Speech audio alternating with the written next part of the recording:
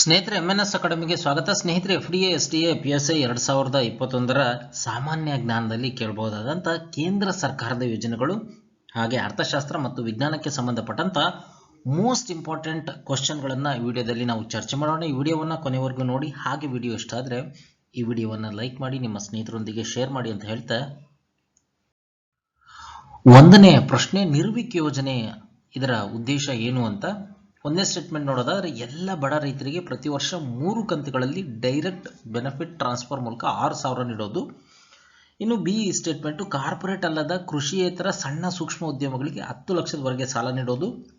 ಇನ್ನು C statement, ಸಾಲ ನೀಡುವ ಪ್ರಕ್ರಿಯೆಯನ್ನು ಸರಾಗಗೊಳಿಸಿ ರಫ್ತುದಾರರಿಗೆ ಸಾಲದ ಲಭ್ಯತೆಯನ್ನು ಹೆಚ್ಚಿಸೋದು. ಇನ್ನು ಭಾರತವನ್ನು ಡಿಜಿಟಲ್ ಸಬಲೀಕೃತ ಸಮಾಜ ಮತ್ತು ಜ್ಞಾನ ಆರ್ಥಿಕತೆಯಾಗಿ ಮಾಡೋದು ಅಂತ. ಯಾವುದು ಇದಕ್ಕೆ ಸರಿಯಾದ ಉತ್ತರ ಅಂತ? ಇದಕ್ಕೆ ಸರಿಯಾದಂಥ ಉತ್ತರ ಸ್ನೇಹಿತರೆ ಆಪ್ಷನ್ ಸಿ, ಸಾಲ ನೀಡುವ ಪ್ರಕ್ರಿಯೆಯನ್ನು ಸರಳವಾಗಿ ಮಾಡಿ ರಫ್ತುದಾರರಿಗೆ ಸಾಲದ ಲಭ್ಯತೆಯನ್ನು ಹೆಚ್ಚಿಸೋದು ನಿರ್ವಿಕ್ ಯೋಜನೆಯ ಉದ್ದೇಶ ಆಗಿದೆ. ಇದರ ವಿವರಣೆಯನ್ನು ನೋಡೋಣ. ಹೇಳಿಕೆ ಒಂದೇನಿದೆ, ಎಲ್ಲ ಬಡ ರೈತರಿಗೆ ಪ್ರತಿ 3 ಕಂತುಗಳಲ್ಲಿ ಡೈರೆಕ್ಟ್ ಬೆನಿಫಿಟ್ ಟ್ರಾನ್ಸ್ಫರ್ ಮೂಲಕ 6,000 ನೀಡೋದು ಅಂತ. ಇದು PM ಕಿಸಾನ್ ಅಂದರೆ ಪ್ರಧಾನಮಂತ್ರಿ ಕಿಸಾನ್ ಸಮ್ಮಾನ್ ನಿಧಿಯ ಯೋಜನೆ ಆಗಿದೆ. ಹಾಗಾಗಿ ಒಂದೇ ಸ್ಟೇಟ್ಮೆಂಟ್ ಸರಿಯಲ್ಲ. ಇನ್ನು ಹೇಳಿಕೆ ಬಿ ಇದೆಯಲ್ಲ, ಕಾರ್ಪೊರೇಟ್ ಅಲ್ಲದ ಕೃಷಿಯೇತರ ಸಣ್ಣ ಸೂಕ್ಷ್ಮ ಉದ್ಯಮಗಳಿಗೆ 10 ಲಕ್ಷದವರೆಗೆ ಸಾಲ ನೀಡೋದು, ಇದು ಮುದ್ರಾ ಯೋಜನೆಯ ಉದ್ದೇಶ ಆಗಿದೆ. ಹಾಗಾಗಿ ಇದು ಅಲ್ಲ. ಇನ್ನು ಡಿ ಸ್ಟೇಟ್ಮೆಂಟ್ ಏನಿದೆ, ಭಾರತವನ್ನು ಡಿಜಿಟಲ್ ಸಬಲೀಕೃತ ಸಮಾಜ ಮತ್ತು ಜ್ಞಾನ ಆರ್ಥಿಕತೆಯಾಗಿ ಪರಿವರ್ತನೆ ಮಾಡೋದು ಡಿಜಿಟಲ್ ಇಂಡಿಯಾ ಮಿಷನ್ನ ಉದ್ದೇಶ ಆಗಿದೆ. ಹಾಗಾಗಿ ಇದು ಅಲ್ಲ. ಇನ್ನು ರಫ್ತು credit guarantee corporation of India ಸಾಲ ನೀಡುವ ಪ್ರಕ್ರಿಯೆಯನ್ನು ಸರಾಗಗೊಳಿಸೋ ಮೂಲಕ ರಫ್ತುದಾರರಿಗೆ ಸಾಲದ ಲಭ್ಯತೆಯನ್ನು ಹೆಚ್ಚಿಸಲಿಕ್ಕೆ ನಿರ್ವಿಕ್ ಯೋಜನೆಯನ್ನು ಪ್ರಾರಂಭ ಮಾಡಲಾಗಿದೆ. ಹಾಗಾಗಿ ಇದು ಸರಿಯಾಗತ್ತೆ. ಎರಡನೆಯ ಪ್ರಶ್ನೆ, ಭಾರತದಲ್ಲಿ ಹಣದುಬ್ಬರ ಗುರಿಗೆ ಸಂಬಂಧಿಸಿದಂತೆ ಈ ಕೆಳಗಿನ ಹೇಳಿಕೆಗಳನ್ನು ಪರಿಗಣಿಸಿ. ಒಂದನೇ ಸ್ಟೇಟ್ಮೆಂಟು, ಭಾರತೀಯ ರಿಸರ್ವ್ ಬ್ಯಾಂಕ್ ಹಣದುಬ್ಬರ ಗುರಿಯನ್ನು ನಿಗದಿಪಡಿಸುತ್ತೆ ಅಂತ. ಇನ್ನು ಎರಡನೇ ಸ್ಟೇಟ್ಮೆಂಟ್, ಹಣದುಬ್ಬರ ಗುರಿಯನ್ನು ಗ್ರಾಹಕ ಬೆಲೆ ಸೂಚ್ಯಂಕದೊಂದಿಗೆ ಜೋಡಿಸಲಾಗಿದೆ ಅಂತ. ಮೇಲೆ ನೀಡಿರತಕ್ಕಂಥ ಹೇಳಿಕೆಗಳಲ್ಲಿ ಯಾವುದು ಸರಿ ಅಂತ. ಸ್ನೇಹಿತರೆ, ಇಲ್ಲಿ ಒಂದನೇ ಸ್ಟೇಟ್ಮೆಂಟ್ ತಪ್ಪಿದೆ, ಎರಡನೇ ಸ್ಟೇಟ್ಮೆಂಟ್ ಮಾತ್ರ ಸರಿ, ಬಿ 2 ಮಾತ್ರ. ಈಗ ಇದರ ವಿವರಣೆ ನೋಡೋಣ. ಹಣದುಬ್ಬರವು ಕೆಲವು ಸಮಯಗಳಲ್ಲಿ ಆರ್ಥಿಕತೆಯಲ್ಲಿ ಸರಕು ಮತ್ತು ಸೇವೆಗಳ ಸಾಮಾನ್ಯ ಬೆಲೆ ಮಟ್ಟದಲ್ಲಿ ನಿರಂತರ ಹೆಚ್ಚಳ ಆಗೋದು ಹಣದುಬ್ಬರ ಅಂತ ಕರೀತಾರೆ. ಇನ್ನು ಹಣದುಬ್ಬರ ಗುರಿ ವಿತ್ತೀಯ ನೀತಿಯ ಒಂದು ಅಂಶ ಆಗಿದೆ. ಇದರಲ್ಲಿ ಕೇಂದ್ರೀಯ ಬ್ಯಾಂಕ್ ಸ್ಪಷ್ಟ ಗುರಿ ಹಣದುಬ್ಬರ ದರವನ್ನು ಹೊಂದಿರುತ್ತೆ. ಇನ್ನು ಮುಕ್ತ ಮಾರುಕಟ್ಟೆ ಕಾರ್ಯಾಚರಣೆ ಮುಂತಾದ ಹಣದುಬ್ಬರವನ್ನು ಒಳಗೊಂಡಿರ್ತಕ್ಕಂಥ ವಿತ್ತೀಯ ನೀತಿಯ ವಿವಿಧ ಸಾಧನಗಳನ್ನು ಇದು ಅಳವಡಿಸಿಕೊಂಡಿರುತ್ತೆ. ಇನ್ನು ವಿತ್ತೀಯ ನೀತಿ ಚೌಕಟ್ಟಿನ ಒಪ್ಪಂದದ ಪ್ರಕಾರ ಮಧ್ಯಮ ಅವಧಿಯಲ್ಲಿ ಹಣದುಬ್ಬರ ಗುರಿಯನ್ನು 4% ಅಲ್ಲಿವರೆಗೂ ಮಾಡಿರ್ತಕ್ಕಂಥ ಜವಾಬ್ದಾರಿ RBI ಹೊಂದಿರುತ್ತೆ. ಇನ್ನು RBI ಕಾಯ್ದೆ 1934 ಅಡಿಯಲ್ಲಿ ಕೇಂದ್ರ ಸರ್ಕಾರ ಪ್ರತಿ 5 ವರ್ಷಗಳಿಗೊಮ್ಮೆ RBIಯೊಂದಿಗೆ ಸಮಾಲೋಚನೆ ಮಾಡಿಬಿಟ್ಟು ಹಣದುಬ್ಬರ ಗುರಿಯನ್ನು ನಿರ್ಧಾರ ಮಾಡುತ್ತೆ, ನಿಗದಿಪಡಿಸುತ್ತೆ. ಆದ್ದರಿಂದ ಒಂದನೇ ಸ್ಟೇಟ್ಮೆಂಟ್ ತಪ್ಪಾಗಿದೆ. ಇನ್ನು ಎರಡನೇ ಸ್ಟೇಟ್ಮೆಂಟ್, ಹಣದುಬ್ಬರ ಗುರಿಯನ್ನು ಗ್ರಾಹಕ ಬೆಲೆ ಸೂಚ್ಯಂಕದೊಂದಿಗೆ ಜೋಡಿಸಲಾಗಿದೆ. ಇನ್ನು ಹಣಕಾಸು ನೀತಿ ಸಮಿತಿ ಹಣದುಬ್ಬರ ಗುರಿಯನ್ನು ನಿಗದಿ ಮಾಡೋದಿಲ್ಲ. ಹಾಗಾಗಿ ಹೇಳಿಕೆ 2 ಸರಿಯಾಗಿದೆ. ಅದರಿಂದ ಬಿ ಸ್ಟೇಟ್ಮೆಂಟು ಸರಿ. ಮೂರನೇ ಪ್ರಶ್ನೆ, ಈ ಕೆಳಗಿನವುಗಳಲ್ಲಿ ಯಾವುದು ವಿಶೇಷ ಆರ್ಥಿಕ ವಲಯ ಸ್ಪೆಷಲ್ ಎಕನಾಮಿಕ್ ಝೋನ್ ಸ್ಥಾಪಿಸುವ ಮುಖ್ಯ ಉದ್ದೇಶ ಅಲ್ಲ ಅಂತ. ಮೂಲಸೌಕರ್ಯ ಸೌಲಭ್ಯಗಳ ಅಭಿವೃದ್ಧಿ, ವಿದೇಶ ನೇರ ಹೂಡಿಕೆಯನ್ನು ಆಕರ್ಷಣೆ ಮಾಡೋದು ಫಾರಿನ್ ಡೈರೆಕ್ಟ್ ಇನ್ವೆಸ್ಟ್ಮೆಂಟು, ಇನ್ನು ಸರಕುಗಳ ರಫ್ತಿಗೆ ಮಾತ್ರ ಉತ್ತೇಜನ ನೀಡೋದು, ಉದ್ಯೋಗ ಅವಕಾಶಗಳ ಸೃಷ್ಟಿ. ಇದರಲ್ಲಿ ಯಾವುದಲ್ಲ ಅಂತ ಕೇಳಿದ್ದಾರೆ. ಹಾಗಾಗಿ ಸ್ನೇಹಿತರೆ ಇಲ್ಲಿ ಸಿ ಆಪ್ಷನ್, ಸರಕುಗಳ ರಫ್ತಿಗೆ ಮಾತ್ರ ಉತ್ತೇಜನ ಅನ್ನೋದಲ್ಲ. SEZ ಸ್ಥಾಪನೆ ಮಾಡ್ತಕ್ಕಂಥ ಪ್ರಮುಖ ಪ್ರಾಥಮಿಕ ಉದ್ದೇಶಗಳು ಅಂತಂದ್ರೆ ವಿದೇಶ ನೇರ ಹೂಡಿಕೆಯನ್ನು ಆಕರ್ಷಣೆ ಮಾಡೋದು, ವಿದೇಶಿ ವಿನಿಮಯವನ್ನು ಗಳಿಸಿ ವಿದೇಶಿ ವಿನಿಮಯ ದರದ ಸ್ಥಿರತೆಗೆ ಕೊಡುಗೆಯನ್ನು ನೀಡೋದು, ಇನ್ನು ಉದ್ಯೋಗ ಅವಕಾಶಗಳನ್ನು ಸೃಷ್ಟಿ ಮಾಡೋದು, ಸರಕು ಮತ್ತು ಸೇವೆಗಳ ರಫ್ತು ಉತ್ತೇಜನ, ಇನ್ನು ಮೂಲಸೌಕರ್ಯ ಸೌಲಭ್ಯಗಳ ಅಭಿವೃದ್ಧಿ. ಹಾಗಾಗಿ ಇಲ್ಲಿ ಮೂರನೇ ಸ್ಟೇಟ್ಮೆಂಟ್ ಏನು, ಸರಕು ರಫ್ತಿಗೆ ಮಾತ್ರ ಉತ್ತೇಜನ ಅಂತಿದೆ. ಮಾತ್ರ ಅಲ್ಲ, ಉಳಿದವು ಎಲ್ಲವೂ ಬರ್ತವೆ. ಹಾಗಾಗಿ ಇಲ್ಲಿ ಸಿ ಉತ್ತರ, ಅದರ ಉದ್ದೇಶ ಅಲ್ಲ ಅಂತ ತಗೋಬಹುದು. ನಾಲ್ಕನೇ ಪ್ರಶ್ನೆ, ಈ ಕೆಳಗಿನ ಯಾವ ಜೋಡಿಗಳನ್ನು ಸರಿಯಾಗಿ ಹೊಂದಿಕೆ ಮಾಡಲಾಗಿದೆ ಅಂತ. ಜಾಗತಿಕ ಲಿಂಗ ಅಂತರ ಸೂಚ್ಯಂಕ, ವಿಶ್ವಸಂಸ್ಥೆಯ ಅಭಿವೃದ್ಧಿ ಕಾರ್ಯಕ್ರಮ, ಲಿಂಗ ಅಸಮಾನತೆ ಸೂಚ್ಯಂಕ, ವಿಶ್ವ ಆರ್ಥಿಕ ವೇದಿಕೆ, ಜಾಗತಿಕ ಹಸಿವು ಸೂಚ್ಯಂಕ, ಅಂತಾರಾಷ್ಟ್ರೀಯ ಆಹಾರ ನೀತಿ ಸಂಶೋಧನಾ ಸಂಸ್ಥೆ, ಮಾನವ ಬಂಡವಾಳ ಸೂಚ್ಯಂಕ, ಆರ್ಥಿಕ ಸಹಕಾರ ಮತ್ತು ಅಭಿವೃದ್ಧಿ ಸಂಸ್ಥೆ. ಯಾವ ಸರಿಯಾಗಿ ಹೊಂದಿಕೆ ಮಾಡಲಾಗಿದೆ ಅಂತ. ಸ್ನೇಹಿತರೆ, ಇದರಲ್ಲಿ ಮೂರನೇ ಸ್ಟೇಟ್ಮೆಂಟ್ ಇದೆಯಲ್ಲ, ಅಂದರೆ ಜಾಗತಿಕ ಹಸಿವು ಸೂಚ್ಯಂಕ, ಇದು ಅಂತಾರಾಷ್ಟ್ರೀಯ ಆಹಾರ ನೀತಿ ಸಂಶೋಧನಾ ಸಂಸ್ಥೆ ಇದನ್ನು ಇಂಡೆಕ್ಸ್ ಅನ್ನು ಹೊರತರುತ್ತೆ. ಹಾಗಾಗಿ ಮೂರನೇದು ಸರಿ, ಸಿ ಸ್ಟೇಟ್ಮೆಂಟ್ ಸರಿ. ಲಿಂಗ ಅಸಮಾನತೆ ಸೂಚ್ಯಂಕ ಇದು ವಿಶ್ವಸಂಸ್ಥೆಯ ಅಭಿವೃದ್ಧಿ ಕಾರ್ಯಕ್ರಮ United Nation Development Program UNDP ನೀಡುತ್ತೆ. ಅದರಿಂದ ಬಿ ಸ್ಟೇಟ್ಮೆಂಟ್ ತಪ್ಪಾಗಿದೆ. ಇನ್ನು ವಿಶ್ವ ಆರ್ಥಿಕ ವೇದಿಕೆ ವರ್ಲ್ಡ್ ಎಕನಾಮಿಕ್ ಫಾರಂ ಇದೆಯಲ್ಲ, ಅದು ಜಾಗತಿಕ ಲಿಂಗ ಅಂತರ ಸೂಚ್ಯಂಕವನ್ನು ಹೊರತರುತ್ತೆ. ಅದರಿಂದ ಈ ಜೋಡಿನೂ ತಪ್ಪಾಗಿದೆ. ಇನ್ನು ಜಾಗತಿಕ ಹಸಿವು ಸೂಚ್ಯಂಕ ಇದೆಯಲ್ಲ, ಇದು ಅಂತಾರಾಷ್ಟ್ರೀಯ ಆಹಾರ ನೀತಿ ಸಂಶೋಧನಾ ಸಂಸ್ಥೆ ಸಿದ್ಧಪಡಿಸುತ್ತೆ. ಹಾಗಾಗಿ ಇಲ್ಲಿ ಸಿ ಸ್ಟೇಟ್ಮೆಂಟ್ ಸರಿಯಾಗುತ್ತೆ. ಇನ್ನು ಹ್ಯೂಮನ್ ಕ್ಯಾಪಿಟಲ್ ಇಂಡೆಕ್ಸ್ ಇದು ವರ್ಲ್ಡ್ ಬ್ಯಾಂಕ್ ಸಿದ್ಧಪಡಿಸ್ತಕ್ಕಂಥ ವರದಿಯಾಗಿದೆ. ಅದರಿಂದ ಈ ಜೋಡಿ ಡಿನೂ ಸಹ ತಪ್ಪಾಗಿದೆ. ಐದನೇ ಪ್ರಶ್ನೆ, ನೀರಿನ ಮಾಲಿನ್ಯದಿಂದ ಈ ಕೆಳಗಿನ ಯಾವ ಕಾಯಿಲೆ ಉಂಟಾಗೋದಿಲ್ಲ ಅಂತ. Hepatitis A, typhoid, hepatitis C ಮತ್ತು ಕಾಲ್ರಾ ಅಂತ. ಸ್ನೇಹಿತರೆ, ಇಲ್ಲಿ ಹೆಪಟೈಟಿಸ್ ಎ, ಟೈಫಾಯ್ಡು ಮತ್ತು ಕಾಲ್ರಾ ಇದಾವಲ್ಲ, ಇವು ನೀರಿನಿಂದ ಅಂದರೆ ನೀರಿನ ಮಾಲಿನ್ಯದಿಂದ ಉಂಟಾಗುತ್ತೆ. ಆದರೆ ಹೆಪಟೈಟಿಸ್ ಸಿ ಇದೆಯಲ್ಲ, ಇದು ಹರಡುವ ವಿಧಾನ ಅನಿಯಂತ್ರಿತ ವೈದ್ಯಕೀಯ ಉಪಕರಣ ಅಂದರೆ ಶುಚಿ ಮಾಡದಂಗೆ ಇರ್ತಕ್ಕಂಥ ಉಪಕರಣ ಇರ್ಬೋದು, ಮತ್ತು ಏನು ಶುದ್ಧವಾದ ವಿಧಾನದಿಂದ ರಕ್ತವನ್ನು ವರ್ಗಾವಣೆ ಮಾಡಲಿಲ್ಲ ಅಂದರೆ, ಅಥವಾ ರಕ್ತಕ್ಕೆ ಒಡ್ಡಿಕೊಳ್ಳಲು ಕಾರಣವಾಗ್ತಕ್ಕಂಥ ಲೈಂಗಿಕ ಅಭ್ಯಾಸಗಳಿಂದ ಈ ಹೆಪಟೈಟಿಸ್ ಸಿ ಬರುತ್ತೆ. ಆರನೇ ಪ್ರಶ್ನೆ, ಈ ಕೆಳಗಿನ ಗುಣಲಕ್ಷಣಗಳನ್ನು ಪರಿಗಣಿಸಿ. ಒಂದನೇ ಸ್ಟೇಟ್ಮೆಂಟು ಇದು ವಿಶ್ವ ಪರಂಪರೆಯ ತಾಣ ಆಗಿದೆ. ಇದರ ಮೂಲಕ ಋಷಿ ಗಂಗಾ ನದಿ ಹರಿಯುತ್ತೆ. ಇದು ಶಿಖರಗಳ ಉಂಗುರದಿಂದ ಸುತ್ತುವರೆದಿರತಕ್ಕಂಥ ಹಿಮ ನದಿಯ ಜಲಾನಯನ ಪ್ರದೇಶವನ್ನು ಒಳಗೊಂಡಿದೆ ಅಂತ. ಈ ಕೆಳಗಿನ ಯಾವ ರಾಷ್ಟ್ರೀಯ ಉದ್ಯಾನವನ ಮೇಲೆ ತಿಳಿಸಲಾದಂಥ ಗುಣಲಕ್ಷಣಗಳನ್ನು ಹೊಂದಿದೆ ಅಂತ. ಸ್ನೇಹಿತರೆ, ಇಲ್ಲಿ ಡಿ ಸ್ಟೇಟ್ಮೆಂಟ್ ಸರಿಯಾಗುತ್ತೆ. ಡಿ ನಂದಾದೇವಿ ರಾಷ್ಟ್ರೀಯ ಉದ್ಯಾನವನ ಅನ್ನೋದು ಈ ಗುಣಲಕ್ಷಣಗಳಿಗೆ ಸರಿ ಹೊಂದುತ್ತೆ.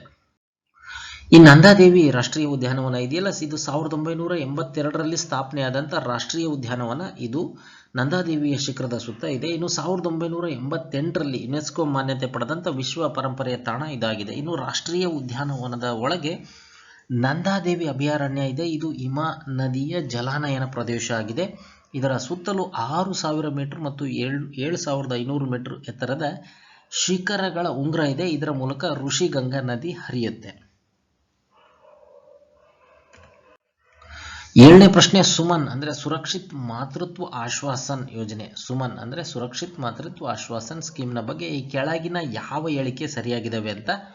ಒಂದನೇ ಸ್ಟೇಟ್ಮೆಂಟು ಗರ್ಭಿಣಿಯರು ಮತ್ತು ಚೊಚ್ಚಲ ತಾಯಂದಿರು ಮತ್ತು ನವಜಾತ ಶಿಶುಗಳಿಗೆ ಶೂನ್ಯ ವೆಚ್ಚದಲ್ಲಿ ಗುಣಮಟ್ಟದ ಆರೋಗ್ಯ ಸೇವೆಯನ್ನು ಒದಗಿಸ್ತಕ್ಕಂಥ ಗುರಿ ಇದರದಾಗಿದೆ. ಇನ್ನು ಇದು ತಾಯಿಯ ಮರಣ ಪ್ರಮಾಣ ಮತ್ತು ಶಿಶು ಮರಣ ಪ್ರಮಾಣವನ್ನು ತಗ್ಗಿಸ್ತಕ್ಕಂಥ ಗುರಿಯನ್ನು ಹೊಂದಿದೆ ಅಂತ. ಈ ಕೆಳಗೆ ನೀಡಿರ್ತಕ್ಕಂಥ ಕೋಡನ್ನು ಬಳಸಿ ಸರಿಯಾದ ಉತ್ತರವನ್ನು ಆಯ್ಕೆ ಮಾಡಿ ಅಂತ. ಸ್ನೇಹಿತರೆ, ಇಲ್ಲಿ ಎರಡೂ ಸ್ಟೇಟ್ಮೆಂಟ್ ಸರಿ ಇದೆ. ಹಾಗಾಗಿ ಸಿ 1 ಮತ್ತು 2 ಎರಡೂ ಸರಿ ಅನ್ನೋದು ತಗೋಬಹುದು.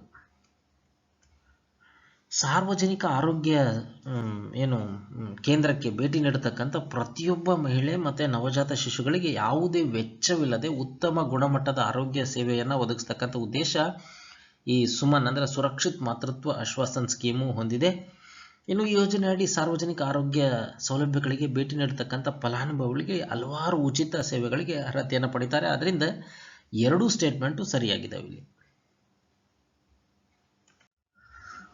8ನೇ ಪ್ರಶ್ನೆ, ಪ್ರಧಾನಮಂತ್ರಿ ಕಿಸಾನ್ ಪಿಂಚಣಿ ಯೋಜನೆ ಬಗ್ಗೆ ಈ ಕೆಳಗಿನ ಹೇಳಿಕೆಗಳನ್ನು ಪರಿಗಣಿಸಿ ಅಂತ. ಒಂದನೇ ಸ್ಟೇಟ್ಮೆಂಟು ಇದು ಕನಿಷ್ಠ ನಿಗದಿ ಮಾಸಿಕ ಪಿಂಚಣಿ 3000 ರೂಪಾಯಿಯನ್ನು ನೀಡಲಿಕ್ಕೆ ಪ್ರಯತ್ನ ಮಾಡುತ್ತೆ ಅಂತ. ಇದು ರೈತರು ತಿಂಗಳಿಗೆ 100 ರೂಪಾಯಿ ಕೊಡುಗೆಯನ್ನು ನೀಡಬೇಕು. ಇನ್ನು ಮೂರನೇ ಸ್ಟೇಟ್ಮೆಂಟು ಪಿಂಚಣಿ ನಿಧಿಗೆ ಕೇಂದ್ರ ಸರ್ಕಾರ ಖಾಸಗಿ ವಿಮಾ ಕಂಪನಿಗಳ ಒಂದು ಗುಂಪಿನಿಂದ ಇದು ನಿರ್ವಹಿಸಲ್ಪಡುತ್ತೆ. ಇದು ಪಿಂಚಣಿ ಪಾವತಿಗೆ ಕಾರಣ ಆಗಿದೆ ಅಂತ. ಮೇಲೆ ನೀಡಿರತಕ್ಕಂಥ ಹೇಳಿಕೆಗಳಲ್ಲಿ ಯಾವುದು ಸರಿ ಅಂತ.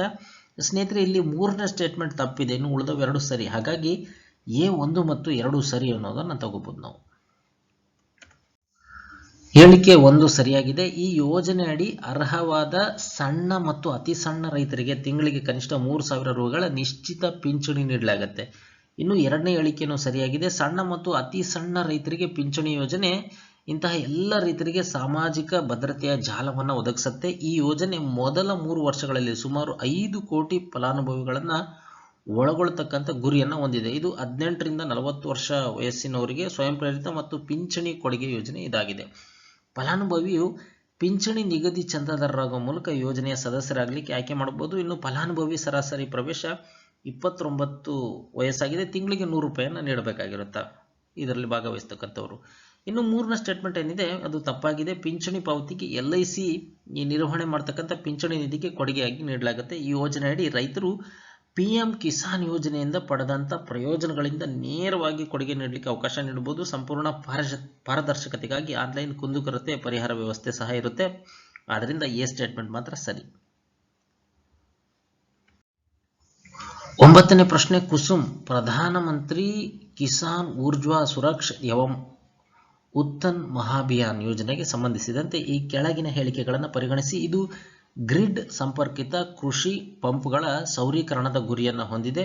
ಇದು ರೈತರಿಗೆ ಹೆಚ್ಚುವರಿ ಆದಾಯದ ಮೂಲವನ್ನು ಒದಗಿಸಲಿಕ್ಕೆ ಪ್ರಯತ್ನ ಮಾಡುತ್ತೆ. ಇನ್ನು ಮೂರನೇ ಸ್ಟೇಟ್ಮೆಂಟ್, ಉದ್ದೇಶಿತ ರಾಷ್ಟ್ರೀಯವಾಗಿ ನಿರ್ಧರಿಸಿದ ಕೊಡುಗೆಗಳ ಗುರಿಯನ್ನು ಸಾಧಿಸಲಿಕ್ಕೆ ಇದು ಸಹಾಯ ಮಾಡುತ್ತೆ. ಇದನ್ನು ಕೃಷಿ ಮತ್ತು ರೈತ ಕಲ್ಯಾಣ ಸಚಿವಾಲಯ ಪ್ರಾರಂಭ ಮಾಡಿದೆ ಅಂತ. ಇನ್ನು ಮೇಲೆ ನೀಡಿರ್ತಕ್ಕಂಥ ಹೇಳಿಕೆಗಳಲ್ಲಿ ಯಾವುದು ಸರಿ ಅಂತ ಕೇಳಿದರೆ ಸ್ನೇಹಿತರೆ, ಇಲ್ಲಿ 4ನೇ ಸ್ಟೇಟ್ಮೆಂಟ್ ಬಿಟ್ಟು ಉಳಿದಂಥ 3 ಸರಿ. ಹಾಗಾಗಿ ಇಲ್ಲಿ ಡಿ ಆಪ್ಷನ್ ಅಂದರೆ 1, 2 ಮತ್ತು 3 ಮಾತ್ರ ಸರಿ ಅನ್ನೋದನ್ನು ತಗೋಬಹುದು ನಾವು. ಕುಸುಮ್ ಯೋಜನೆಯನ್ನು ಹೊಸ ಮತ್ತು ನವೀಕರಿಸಬಹುದಾದಂಥ ಇಂಧನ ಸಚಿವಾಲಯ ಪ್ರಾರಂಭಿಸಿದೆ, ಆದರೆ ಕೃಷಿ ಮತ್ತು ರೈತ ಕಲ್ಯಾಣ ಸಚಿವಾಲಯ ಅಲ್ಲ. ಹಾಗಾಗಿ 4ನೇ ಸ್ಟೇಟ್ಮೆಂಟ್ ಸರಿಯಲ್ಲ. ಇನ್ನು ಯೋಜನೆ ಉದ್ದೇಶಗಳನ್ನು ನಾವು ನೋಡೋದಾದರೆ ಗ್ರಿಡ್ ಸಂಪರ್ಕಿತ ಸೌರ ವಿದ್ಯುತ್ ಸ್ಥಾವರಗಳ ಸ್ಥಾಪನೆ, ಗ್ರಿಡ್ಗೆ ಸಂಪರ್ಕ ಹೊಂದಿಲ್ಲದ ರೈತರ ನೀರಾವರಿ ಅಗತ್ಯಗಳಿಗೆ ಸ್ವತಂತ್ರ ಆಫ್ ಗ್ರಿಡ್ ಸೌರ ನೀರಿನ ಪಂಪ್ಗಳನ್ನು ಅಳವಡಿಸೋದು, ಇನ್ನು ರೈತರನ್ನ ಗ್ರಿಡ್ ಪೂರೈಕೆಯಿಂದ ಸ್ವತಂತ್ರವಾಗಿರಿಸಲಿಕ್ಕೆ ಮತ್ತು ಹೆಚ್ಚುವರಿ ಸೌರಶಕ್ತಿಯನ್ನು ಡಿಸ್ಕಾಮ್ಗೆ ಮಾರಾಟ ಮಾಡಲಿಕ್ಕೆ ಸಾಧ್ಯವಾಗುವಂತೆ ಅಸ್ತಿತ್ವದಲ್ಲಿರ್ತಕ್ಕಂಥ ಗ್ರಿಡ್ ಸಂಪರ್ಕಿತ ಕೃಷಿ ಪಂಪ್ಗಳ ಸೌರೀಕರಣ ಮಾಡಲಾಗುತ್ತೆ. ಇನ್ನು ಅದರಿಂದ 1 ಮತ್ತು 2ನೇ ಹೇಳಿಕೆ ಸರಿಯಾಗಿದೆ. ಇನ್ನು INDC ಅಡಿಯಲ್ಲಿರ್ತಕ್ಕಂಥ ಭಾರತ 2030ರ ವೇಳೆಗೆ ಪಳೆಯುಳಿಕೆ ರಹಿತ ಇಂಧನ ಆಧಾರಿತ ವಿದ್ಯುತ್ ಶಕ್ತಿಯ ಪಾಲನ್ನು 40% ಹೆಚ್ಚಿಸೋದಾಗಿ ವಾಗ್ದಾನ ಮಾಡಿದೆ.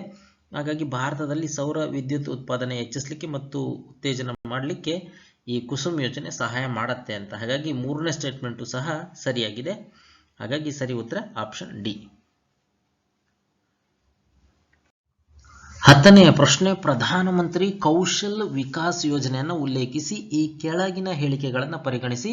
ಇದು ಕಾರ್ಮಿಕ ಮತ್ತು ಉದ್ಯೋಗ ಸಚಿವಾಲಯದ ಪ್ರಮುಖ ಯೋಜನೆಯಾಗಿದೆ. ಇದು ಇತರ ವಿಷಯಗಳ ಜೊತೆಗೆ ಮೃದು ಕೌಶಲ್ಯ, ಉದ್ಯಮಶೀಲತೆ, ಹಣಕಾಸು ಮತ್ತು ಡಿಜಿಟಲ್ ಸಾಕ್ಷರತೆಯ ತರಬೇತಿಯನ್ನು ನೀಡುತ್ತೆ. ಇದು ದೇಶದ ಅನಿಯಂತ್ರಿತ ಕಾರ್ಯಪಡೆಯ ಸಾಮರ್ಥ್ಯಗಳನ್ನು ರಾಷ್ಟ್ರೀಯ ಕೌಶಲ್ಯ ಅರ್ಹತಾ ಚೌಕಟ್ಟಿನಲ್ಲಿ ಜೋಡಿಸ್ತಕ್ಕಂಥ ಗುರಿಯನ್ನು ಹೊಂದಿದೆ. ಮೇಲೆ ನೀಡಿರ್ತಕ್ಕಂಥ ಹೇಳಿಕೆಗಳಲ್ಲಿ ಯಾವುದು ಸರಿ ಅಂತ ಸ್ನೇಹಿತರೆ, ಇಲ್ಲಿ 2 ಮತ್ತು 3ನೇ ಹೇಳಿಕೆ ಮಾತ್ರ ಸರಿಯಾಗಿದೆ. ಇದು 1ನೇ ಸ್ಟೇಟ್ಮೆಂಟ್ ತಪ್ಪು. ಹಾಗಾಗಿ ಇಲ್ಲಿ ಸಿ ಆಪ್ಷನ್ ಸರಿ, 2 ಮತ್ತು 3 ಮಾತ್ರ. ಪ್ರಧಾನಮಂತ್ರಿ ಕೌಶಲ್ ವಿಕಾಸ್ ಯೋಜನೆ ಇದು ಯುವ ಕೌಶಲ್ಯ ಮತ್ತು ವಾಣಿಜ್ಯೋದ್ಯಮ ಸಚಿವಾಲಯ ರಾಷ್ಟ್ರೀಯ ಕೌಶಲ್ಯ ಅಭಿವೃದ್ಧಿ ನಿಗಮದ ಮೂಲಕ ಯುವ ಜನರ ಕೌಶಲ್ಯ ತರಬೇತಿಗಾಗಿ ಇದು ಪ್ರಮುಖ ಯೋಜನೆ ಆಗಿದೆ. ಈ ಯೋಜನೆ 2016ರಿಂದ 2020ರ ಅವಧಿಯಲ್ಲಿ 10 ಮಿಲಿಯನ್ ಯುವಕರಿಗೆ ತರಬೇತಿಯನ್ನು ಒಳಗೊಂಡು ನೀಡಲಿದೆ ಅಂತ. ಇನ್ನು ಈ ಯೋಜನೆ ಅಡಿ ತರಬೇತಿ ಮತ್ತು ಮೌಲ್ಯಮಾಪನ ಶುಲ್ಕವನ್ನು ಸರ್ಕಾರ ಸಂಪೂರ್ಣವಾಗಿ ಪಾವತಿ ಮಾಡುತ್ತೆ. ಇನ್ನು ರಾಷ್ಟ್ರೀಯ ಕೌಶಲ್ಯ ಅರ್ಹತಾ ಚೌಕಟ್ಟು ಮತ್ತು ಉದ್ಯಮ ನೇತೃತ್ವದ ಮಾನದಂಡದ ಆಧಾರದ ಮೇಲೆ ಕೌಶಲ್ಯ ತರಬೇತಿಯನ್ನು ಇಲ್ಲಿ ನೀಡಲಾಗುತ್ತೆ. 11ನೇ ಪ್ರಶ್ನೆ, ಆಪರೇಷನ್ ಗ್ರೀನ್ಸ್ ಅನ್ನ ಈ ಕೆಳಗಿನ ಯಾವ ಸಚಿವಾಲಯ ನಡೆಸುತ್ತೆ ಅಂತ. ಇದಕ್ಕೆ ಸ್ನೇಹಿತರೆ ಇಲ್ಲಿ ಆಪ್ಷನ್ ಸಿ ಆಹಾರ ಸಂಸ್ಕರಣ ಮತ್ತು ಕೈಗಾರಿಕಾ ಸಚಿವಾಲಯ ಇದನ್ನ ಆಪರೇಷನ್ ಗ್ರೀನ್ಸ್ ಅನ್ನ ನಡೆಸುತ್ತೆ. ಆಪರೇಷನ್ ಗ್ರೀನ್ ಅನ್ನ 500 ಕೋಟಿ ರುಗಳ ಹೆಚ್ಚುವರಿ ನಿಧಿಯೊಂದಿಗೆ ಟೊಮ್ಯಾಟೊ, ಈರುಳ್ಳಿ, ಆಲೂಗಡ್ಡೆಯಿಂದ ಎಲ್ಲ ಹಣ್ಣುಗಳು ಮತ್ತು ತರಕಾರಿಗೆ ವಿಸ್ತರಣೆ ಮಾಡಲಾಗುತ್ತೆ ಅಂತ ಕೇಂದ್ರ ಹಣಕಾಸು ಸಚಿವರು ಇತ್ತೀಚೆಗೆ ಹೇಳಿದ್ದಾರೆ. ಆಪರೇಷನ್ ಗ್ರೀನ್ ಅನ್ನ ಆಹಾರ ಸಂಸ್ಕರಣಾ ಕೈಗಾರಿಕಾ ಸಚಿವಾಲಯ ನಡೆಸುತ್ತೆ. ಇನ್ನು ಯೋಜನೆಯು ಹೆಚ್ಚುವರಿ ಕೊರತೆ ಇರತಕ್ಕಂಥ ಮಾರುಕಟ್ಟೆಗಳಿಗೆ ಸಾಗಾಣಿಕೆ 50% ಸಬ್ಸಿಡಿ, ಇನ್ನು ಶೀತಲ ಸಂಗ್ರಹಣೆ ಸೇರಿದಂತೆ ಶೇಖರಣೆಗೆ 50% ಸಬ್ಸಿಡಿ ನೀಡುತ್ತೆ. ಮುಂದಿನ 6 ತಿಂಗಳವರೆಗೂ ಪೈಲಟ್ ಆಗಿ ಯೋಜನೆಯನ್ನು ಪ್ರಾರಂಭ ಮಾಡಲಾಗುತ್ತೆ, ವಿಸ್ತರಣೆ ಮಾಡಲಾಗುತ್ತೆ. ಇದು ರೈತರಿಗೆ ಉತ್ತಮ ಬೆಲೆ, ಇನ್ನು ಏನು ವೇಸ್ಟೇಜ್ ಕಡಿಮೆ ಆಗೋದು ಮತ್ತು ಗ್ರಾಹಕರಿಗೆ ಉತ್ಪನ್ನಗಳ ಕೈಗೆಟುಕುವಿಕೆಗೆ ಇದು ಕಾರಣ ಆಗತ್ತೆ ಆಪರೇಷನ್ ಗ್ರೀನ್ಸ್ ಅನ್ನೋದು. 12ನೇ ಪ್ರಶ್ನೆ, ಸರ್ಕಾರದ ಮಹತ್ವಾಕಾಂಕ್ಷಿ ಯೋಜನೆಯಾದಂಥ ಭಾರತ್ ಮಾಲಾ ಪರಿಯೋಜನದ ಉದ್ದೇಶ ಇದರ ಸುಧಾರಣೆ ಆಗಿದೆ ಅಂತ. ಸ್ನೇಹಿತರೆ ಇದಕ್ಕೆ ಸರಿಯಾದಂಥ ಉತ್ತರ ನೋಡೋದಾದ್ರೆ ಡಿ ರಸ್ತೆ ಮತ್ತು ಹೆದ್ದಾರಿಗಳ ಸಂಪರ್ಕ ಅನ್ನೋದಾಗಿದೆ. ರಸ್ತೆ ಮತ್ತು ಹೆದ್ದಾರಿಗಳ ಸಂಪರ್ಕ ಇದು ಕರಾವಳಿ, ಗಡಿ ಪ್ರದೇಶ, ಹಿಂದುಳಿದ ಪ್ರದೇಶ, ಧಾರ್ಮಿಕ ಸ್ಥಳ, ಪ್ರವಾಸಿ ಸ್ಥಳಗಳಿಗೆ ರಸ್ತೆ ಸಂಪರ್ಕವನ್ನು ಸುಧಾರಿಸತಕ್ಕಂಥ ಸ್ಕೀಮ್ ಇದಾಗಿದೆ. ಈ ಯೋಜನೆ ಗುಜರಾತ್ ಮತ್ತು ರಾಜಸ್ಥಾನದಿಂದ ಪ್ರಾರಂಭ ಆಗತ್ತೆ. ನಂತರ ಪಂಜಾಬ್ಗೆ ತೆರಳಿ ನಂತರ ಹಿಮಾಲಯನ್ ರಾಜ್ಯಗಳ ಸಂಪೂರ್ಣ ಸರಣಿಯನ್ನು ಇದು ಒಳಗೊಂಡಿರುತ್ತೆ. ಜಮ್ಮು ಕಾಶ್ಮೀರ, ಹಿಮಾಚಲ ಪ್ರದೇಶ, ಉತ್ತರಾಖಂಡ, ತದನಂತರ ತರೈ ಜೊತೆಗೆ ಉತ್ತರ ಪ್ರದೇಶ, ಬಿಹಾರದ ಗಡಿ ಭಾಗ, ಸಿಕ್ಕಿಮು, ಅಸ್ಸಾಮು, ಅರುಣಾಚಲ ಪ್ರದೇಶ, ಮಣಿಪುರದ ಇಂಡೋ ಮ್ಯಾನ್ಮಾರ್ ಗಡಿವರೆಗೆ ಮತ್ತು ಚಾರ್ಧಾಮ್ ಅಂದರೆ ಕೇದಾರ್ನಾಥ್, ಉತ್ತರಾಖಂಡದ ಬದ್ರಿನಾಥ್, ಯಮುನೋತ್ರಿ, ಗಂಗೋತ್ರಿ, ಇದನ್ನು ಚಾರ್ಧಾಮ್ ಅಂತ ಕರೀತಾರೆ, ಉದ್ದೇಶಿತ ಭಾರತ್ ಮಾಲಾದ ಪರಿಯೋಜನೆಯ ಅಡಿಯಲ್ಲಿ ಇರ್ತಕ್ಕಂಥ ಪ್ರದೇಶಗಳು ಆಗಿದ್ದಾವೆ. 13ನೇ ಪ್ರಶ್ನೆ, ಈ ಕೆಳಗಿನವುಗಳಲ್ಲಿ ಯಾವುದು ಜಲ ಜೀವನ್ ಮಿಷನ್ನ ಗುರಿಯನ್ನ ಸರಿಯಾಗಿ ವಿವರಣೆ ಕೊಡುತ್ತೆ ಅಂತ. ಇದು 2024ರ ವೇಳೆಗೆ ಎಲ್ಲ ಗ್ರಾಮೀಣ ಕುಟುಂಬಗಳಿಗೆ ಕೊಳವೆಗಳ ಮೂಲಕ ಕುಡಿಯುವ ನೀರನ್ನು ಒದಗಿಸಲಿಕ್ಕೆ ಉದ್ದೇಶ ನೀಡಲಾಗಿದೆ ಅಂತ. ಇನ್ನು 2ನೇ ಸ್ಟೇಟ್ಮೆಂಟ್, ಮುಂದಿನ 5 ವರ್ಷಗಳಲ್ಲಿ ಪ್ರತಿ ಮನೆಗೆ ಪೈಪ್ ನೀರನ್ನು ಒದಗಿಸ್ತಕ್ಕಂಥ ಯೋಜನೆಯನ್ನು ಹೊಂದಿದೆ ಅಂತ. ಇನ್ನು ಗ್ರಾಮೀಣ ಪ್ರದೇಶದ ಜನರಿಗೆ ಕುಡಿಯುವ ನೀರಿನ ಸುಸ್ಥಿರ ಪ್ರವೇಶವನ್ನು ಒದಗಿಸಲಿಕ್ಕೆ ಬೇಡಿಕೆ ಚಾಲಿತ ಮತ್ತು ಸಮುದಾಯ ಕೇಂದ್ರಿತವಾಗಿ ಇದನ್ನು ಮಾಡಲಾಗಿದೆ ಅಂತ. ಇನ್ನು 2022ರ ವೇಳೆಗೆ ಎಲ್ಲ BPL ಮನೆಗೆ ಕೊಳವೆ ಕುಡಿಯುವ ನೀರನ್ನು ಒದಗಿಸಲಿಕ್ಕೆ ಇದು ಉದ್ದೇಶ ಮಾಡಿದೆ ಜಲ್ ಜೀವನ್ ಮಿಷನ್ ಅಂತ. ಇದಕ್ಕೆ ಸರಿಯಾದಂಥ ಸ್ಟೇಟ್ಮೆಂಟ್ ನೋಡೋದಾದ್ರೆ ಎ ಸರಿ. ಅಂದರೆ ಇದು 2024ರ ವೇಳೆಗೆ ಎಲ್ಲ ಗ್ರಾಮೀಣ ಕುಟುಂಬಗಳಿಗೆ ಕೊಳವೆ ಕುಡಿಯುವ ನೀರನ್ನು ಒದಗಿಸಲಿಕ್ಕೆ ಉದ್ದೇಶ ಮಾಡಿರ್ತಕ್ಕಂಥ ಒಂದು ಯೋಜನೆ ಆಗಿದೆ. 14ನೇ ಪ್ರಶ್ನೆ, ಕೃಷಿ ಮೂಲಸೌಕರ್ಯ ನಿಧಿಗೆ ಅಗ್ರಿಕಲ್ಚರ್ ಇನ್ಫ್ರಾಸ್ಟ್ರಕ್ಚರ್ ಫಂಡ್ಗೆ ಸಂಬಂಧಿಸಿದಂತೆ ಈ ಕೆಳಗಿನ ಹೇಳಿಕೆಗಳನ್ನು ಪರಿಗಣಿಸಿ. ಇದು ಸುಗ್ಗಿಯ ನಂತರದ ನಿರ್ವಹಣಾ ಮೂಲಸೌಕರ್ಯ ಮತ್ತು ಸಮುದಾಯ ಕೃಷಿ ಸ್ವತ್ತುಗಳಿಗೆ ಕಾರ್ಯಸಾಧ್ಯವಾದ ಯೋಜನೆಗಳಲ್ಲಿ ಹೂಡಿಕೆ ಮಾಡಲಿಕ್ಕೆ ಮಧ್ಯಮ ದೀರ್ಘಾವಧಿಯ ಸಾಲ ಹಣಕಾಸು ಸೌಲಭ್ಯ ಇದಾಗಿದೆ. ಈ ಯೋಜನೆಯಡಿ 1 ಲಕ್ಷ ಕೋಟಿ ಹಣವನ್ನು ಬ್ಯಾಂಕುಗಳು ಮತ್ತು ಹಣಕಾಸು ಸಂಸ್ಥೆಗಳು ಸಾಲವಾಗಿ ನೀಡ್ತವೆ ಅಂತ. ಮೇಲೆ ನೀಡಿರ್ತಕ್ಕಂಥ ಹೇಳಿಕೆಗಳಲ್ಲಿ ಯಾವುದು ಸರಿ ಅಂತ. ಸ್ನೇಹಿತರೆ, ಇಲ್ಲಿ 2 ಸ್ಟೇಟ್ಮೆಂಟ್ ಸರಿ ಇದಾವೆ. ಹಾಗಾಗಿ ಸಿ 1 ಮತ್ತು 2 ಸರಿ. ಪ್ರಧಾನಮಂತ್ರಿ ಇತ್ತೀಚೆಗೆ ಕೃಷಿ ಮೂಲಸೌಕರ್ಯ ನಿಧಿಯಡಿ 1 ಲಕ್ಷ ಕೋಟಿ ರುಗಳ ಹಣಕಾಸು ಸೌಲಭ್ಯದ ಹೊಸ ಕೇಂದ್ರ ವಲಯ ಯೋಜನೆಯನ್ನು ಪ್ರಾರಂಭ ಮಾಡಿದ್ದಾರೆ. ಈ ಕೃಷಿ ಮೂಲಸೌಕರ್ಯ ನಿಧಿ ಅಂದರೆ ಈ ಅಗ್ರಿಕಲ್ಚರ್ ಇನ್ಫ್ರಾಸ್ಟ್ರಕ್ಚರ್ ಫಂಡ್ ಅನ್ನೋದು ಸುಗ್ಗಿಯ ನಂತರದ ನಿರ್ವಹಣಾ ಮೂಲಸೌಕರ್ಯ ಮತ್ತು ಸಮುದಾಯದ ಕೃಷಿ ಸ್ವತ್ತುಗಳಿಗೆ ಬಡ್ಡಿ, ಸಬ್ವೆನ್ಷನ್ ಮತ್ತು ಕ್ರೆಡಿಟ್ ಗ್ಯಾರಂಟಿ ಮೂಲಕ ಕಾರ್ಯಸಾಧ್ಯವಾದ ಯೋಜನೆಗಳಲ್ಲಿ ಹೂಡಿಕೆ ಮಾಡಲಿಕ್ಕೆ ಮಧ್ಯಮ ದೀರ್ಘಾವಧಿಯ ಸಾಲ ಹಣಕಾಸು ಸೌಲಭ್ಯ ಇದಾಗಿದೆ. ಇನ್ನು ಯೋಜನೆಯ ಅವಧಿ ಫೈನಾನ್ಷಿಯಲ್ ಇಯರ್ 2020ರಿಂದ ಫೈನಾನ್ಷಿಯಲ್ ಇಯರ್ 2029 ಅಂದರೆ 10 ವರ್ಷಗಳವರೆಗೆ ಇರುತ್ತೆ. ಇನ್ನು ಫಲಾನುಭವಿಗಳಲ್ಲಿ ರೈತರು, ಮಾರ್ಕೆಟಿಂಗ್ ಸಹಕಾರಿ ಸಂಘಗಳು, ಸ್ವಸಹಾಯ ಸಂಘ, ಜಂಟಿ ಹೊಣೆಗಾರಿಕೆಯ ಗುಂಪುಗಳು, ವಿವಿಧೋದ್ದೇಶ ಸಹಕಾರಿ ಸಂಘ, ಕೃಷಿ ಉದ್ಯಮ ಕೇಂದ್ರ, ರಾಜ್ಯ ಸಂಸ್ಥೆ, ಸ್ಥಳೀಯ ಸಂಸ್ಥೆಗಳ ಪ್ರಾಯೋಜಿತ ಸಾರ್ವಜನಿಕ ಸಹಭಾಗಿತ್ವದ ಯೋಜನೆಗಳು ಇದರಲ್ಲಿ ಸೇರಿದವು. 15ನೇ ಪ್ರಶ್ನೆ, ಈ ಕೆಳಗಿನ ಹೇಳಿಕೆಯನ್ನು ಪರಿಗಣಿಸಿ ಅಂತ. 1ನೇ ಸ್ಟೇಟ್ಮೆಂಟ್, ವಾತಾವರಣದಲ್ಲಿ ಇರತಕ್ಕಂಥ ಧೂಳು ಮತ್ತು ನೀರಿನ ಹನಿಗಳಿಂದ ಬೆಳಕು ಹರಡೋದ್ರಿಂದ ಆಕಾಶದ ಬಣ್ಣ ನೀಲಿಯಾಗಿ ಆಗತ್ತೆ ಅಂತ. ಇನ್ನು 2ನೇ ಸ್ಟೇಟ್ಮೆಂಟ್, ಸೂರ್ಯಾಸ್ತ ಮತ್ತು ಸೂರ್ಯೋದಯದ ಸಮಯದಲ್ಲಿ ಸೂರ್ಯನ ಕೆಂಪು ಬಣ್ಣ ನಮ್ಮ ಕಣ್ಣಿಗೆ ತಲುಪುವ ಕನಿಷ್ಠ ಚದುರುವಿಕೆ ಬೆಳಕಿನಿಂದ ಆಗಿರದೆ ಅಂತ. ಮೇಲೆ ನೀಡಿರತಕ್ಕಂಥ ಹೇಳಿಕೆಗಳಲ್ಲಿ ಯಾವುದು ಸರಿ ಅಂತ. ಸ್ನೇಹಿತರೆ, ಇಲ್ಲಿ 2ನೇ ಸ್ಟೇಟ್ಮೆಂಟ್ ಮಾತ್ರ ಸರಿ ಇದೆ. ಬೆಳಕು ವಾತಾವರಣದ ಮೂಲಕ ಚಲಿಸಿದಾಗ ಅದು ಗಾಳಿಯ ಅಣುಗಳಿಂದ ಚದರುತ್ತೆ. ಇನ್ನು ಬೆಳಕಿನ ತರಂಗಕ್ಕೆ ಅಂದರೆ ತರಂಗಾಂತರ ವೇವ್ಲೆಂತ್ಗೆ ಹೋಲಿಸಿದ್ರೆ ಚದುರತಕ್ಕಂಥ ವಸ್ತುವಿನ ಗಾತ್ರ ಚಿಕ್ಕದಾಗಿದ್ದಾಗ ಬೆಳಕಿನ ಹರಡುವಿಕೆ ನಡೆಯುತ್ತೆ ಅಂತ.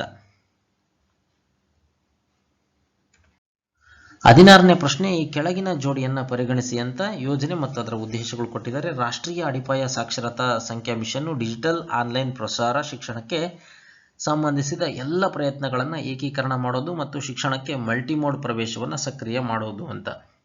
ಇನ್ನು 2ನೇ ಸ್ಟೇಟ್ಮೆಂಟು, ಮನೋದರ್ಪಣ ಇನಿಷಿಯೇಟಿವ್ ಅಂತ. ಇದು ಮಾನಸಿಕ ಆರೋಗ್ಯ ಮತ್ತು ಭಾವನಾತ್ಮಕ ಯೋಗಕ್ಷೇಮಕ್ಕಾಗಿ ವಿದ್ಯಾರ್ಥಿ, ಶಿಕ್ಷಕರು ಮತ್ತು ಕುಟುಂಬಗಳಿಗೆ ಮಾನಸಿಕ ಸಾಮಾಜಿಕ ಬೆಂಬಲವನ್ನು ನೀಡೋದು. ಇನ್ನು 3ನೇ ಸ್ಟೇಟ್ಮೆಂಟ್, PM ಇ-ವಿದ್ಯಾ ಅನ್ನೋದು ಅಂದರೆ ಈ ವಿದ್ಯಾರ್ಥಿ ವೇತನ ಮತ್ತು ಶೈಕ್ಷಣಿಕ ಸಾಲಗಳಿಗೆ ವಿದ್ಯಾರ್ಥಿಗಳಿಗೆ ಒಂದೇ ವಿಂಡೋ ಎಲೆಕ್ಟ್ರಾನಿಕ್ ವೇದಿಕೆಯನ್ನು ಒದಗಿಸೋದು ಅಂತ. ಮೇಲೆ ಕೊಟ್ಟಿರ್ತಕ್ಕಂಥ ಯಾವ ಜೋಡಿ ಸರಿಯಾಗಿ ಹೊಂದಿಕೆಯಾಗಿದೆ ಅಂತ. ಸ್ನೇಹಿತರೆ, ಇಲ್ಲಿ 2ನೇ ಸ್ಟೇಟ್ಮೆಂಟ್ ಅಂದರೆ ಮನೋದರ್ಪಣ ಇನಿಷಿಯೇಟಿವ್ ಇದು ಮಾನಸಿಕ ಆರೋಗ್ಯ, ಭಾವನಾತ್ಮಕ ಯೋಗಕ್ಷೇಮಕ್ಕಾಗಿ ವಿದ್ಯಾರ್ಥಿಗಳು, ಶಿಕ್ಷಕರು ಮತ್ತು ಕುಟುಂಬಗಳಿಗೆ ಮಾನಸಿಕ ಸಾಮಾಜಿಕ ಬೆಂಬಲವನ್ನು ಒದಗಿಸೋದು, ಇದು ಸರಿಯಾಗಿದೆ. 2 ಮಾತ್ರ.